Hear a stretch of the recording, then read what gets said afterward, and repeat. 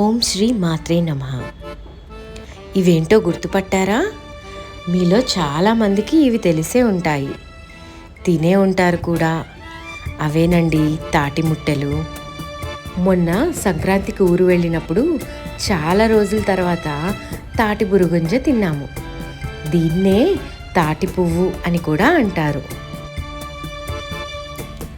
మనందరికీ తాటి ముంజలు తెలుసు కదా, వాటి నుండే ఇవి వస్తాయి.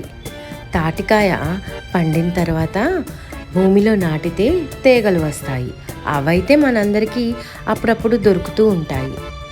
ఆ తీగలు ఈ బురగుంజ చివర్లో తోకలా ఉంటాయి.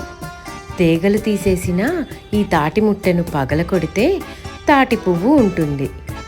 దీనిపైన షుగర్ వేసుకొని తింటే ఇంకా టేస్టీగా ఉంటుంది. కొన్ని ఏరియాస్లో ఈ తాటి బురిగుంజతో కర్రీ కూడా చేస్తారు.